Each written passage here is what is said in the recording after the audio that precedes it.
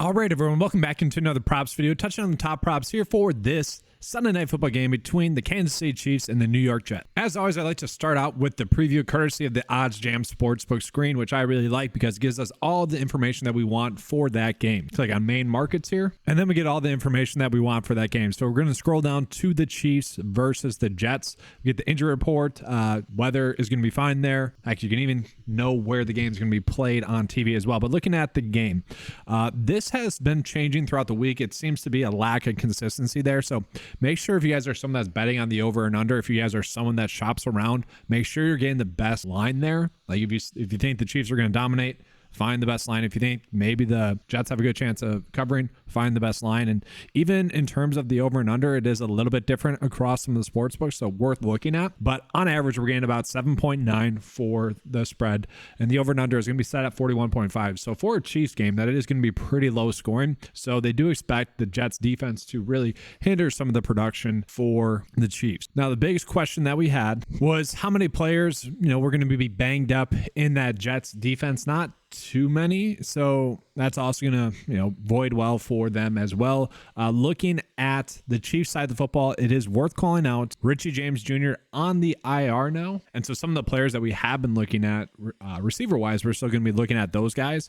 Props wise, that might not matter too much, and we'll get into that, but it seems like a kind of straightforward slate. We don't have to worry about too much injury news, so let's go ahead and get into it. And I do want to call out one prop that they have in that game, as well as one of the better props, Harrison Buckner for over 1.5 field goals. And I do think that that's an interesting one because you do think the Jets defense can at least maybe stop them from scoring a bunch of touchdowns, but at the same time, it is the Chiefs offense. You do expect them to be able to get into scoring position. So that is a very interesting one.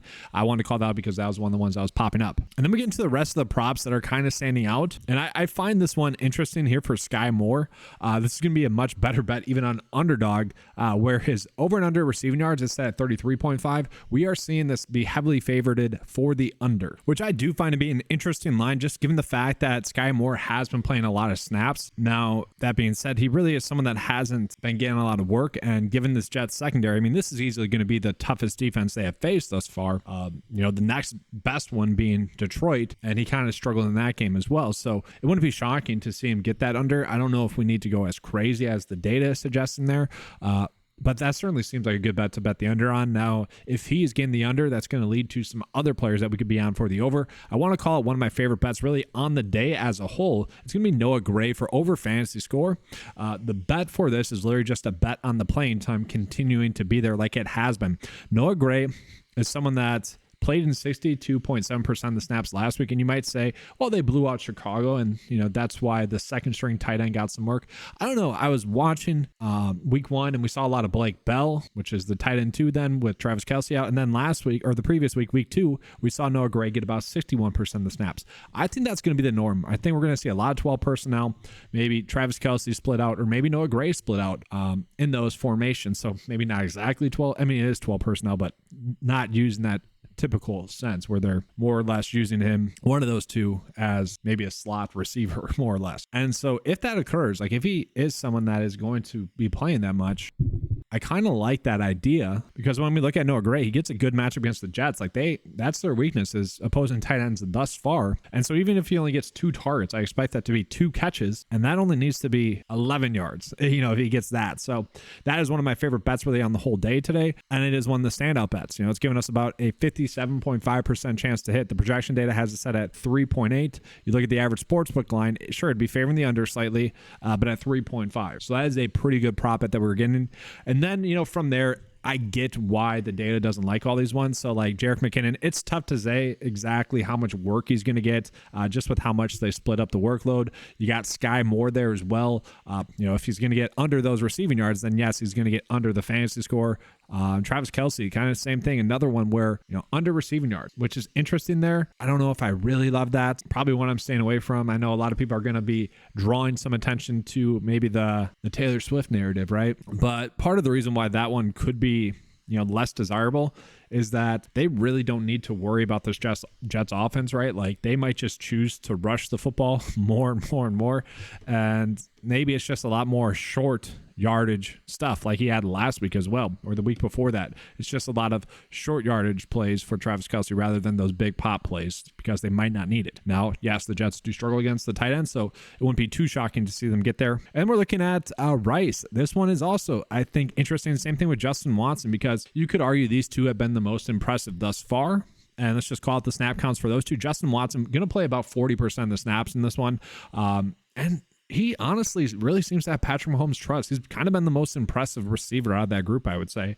And then Rice might continue to get more and more work. We saw him playing 50% of the snaps last week. I think that was more or less just due to, the game being a blowout. But at the same time, we could see his snaps continue to rise. I also want to call it in that game, Kadarius Toney. He only played in 2% of the snaps. That's because he was dealing with an ankle injury. He was a full participant in practice this week. So I would say the Rice plays that were there last week for him, a couple of the design plays, if you will, I don't think those are going to be there for him this, because I think we're probably going to see that go to Kadarius Toney. And with that, it's tough to really trust Rice because, like, guys, he literally played I think 1 or 2 snaps, and in that he got a touch. That's just how they like to use him because they like him as a playmaker. And so that really is just going to make me trust Rice a little bit. And so if you're saying, guys, Toney sucks, what are you talking about, Eric? Rice is going to be the one getting the playing time. By all means, you could bet the over fantasy score there if that's your take on it. I would say I actually don't mind Justin Watson a little bit more for over 21.5 receiving yards. We can see Vegas is favoring the under at 22.8 on average, so a little bit of discrepancy across the lines for him in general, projected at 25.6. And so that is one that I think I like a little bit more, like for the Chiefs thus far. And I want to call this out, guys. We are getting some good props in this game. For now, I like Gray. I think I like Justin Watson the most. And then from there, I don't really like messing with the running backs because it does feel like a little bit of a toss up there. I don't feel the need to be touching any of those. So let's go ahead and move on into the Jets side of the football. All right, for the Jets. And so looking at the Jets here, we got Dalvin Cook for under receiving yards. Not a terrible one. We can see heavily favored to get under, but the projection data actually likes the over there. So maybe not one I'm going in on. I find this one with Tyler Conklin to be extremely interesting because we can see the receptions prop is being favored for us to hit the over at 2.5, whereas the fantasy score is telling us to bet the under. And I think that is kind of twofold because although Tyler Conklin has been involved in this offense, he is not scoring that many points. We can see that 5 targets, 6 targets. And that is just something they don't want to rely on. And they kind of have been. And to me, you're watching these games and you're saying, man, they need to find a way to get Garrett Wilson the ball. They need to find a way to get really Zach Wilson some easy throws. That's one of the strangest things this year is the discrepancy in takes between Justin Fields and Zach Wilson. Whatever you're saying about Zach Wilson, you should be saying about Justin Fields and vice versa. I would say actually the coaches that failed Zach Wilson a little bit more than the coaches that failed Justin Fields. Now, both of them are just not reading the defense well, but to me, they're kind of telling Zach Wilson where to look, which is just weird. Anyway, the quarterback plays bad, right? We know that. And so I probably don't want to touch the fantasy score for Tyler Conklin there. I just find that weird that there's a discrepancy there. It's pretty much telling us maybe it's some garbage time short catches for Tyler Conklin. I don't mind that. I'm actually curious how many snaps he's been playing, so let me take a peek at that. So Tyler Conklin is playing a bunch of snaps. If we can get him playing 80% of the snaps, I wouldn't mind the over receptions there, but I'm not going to do the fantasy score. And what is super interesting thus far is probably 2 of the best props we're getting, I think, are going to be 2 tight end props. That's a little bit ugly. That explains this game, I would say, though. After that, I don't feel like we need to be touching any of these lines. Let's just talk about the running back situation here as well. Breece Hall, a lot of people were really hyped about Breece Hall in week 1 simply because he had a few running lanes where he was untouched. Now he is getting his snaps up.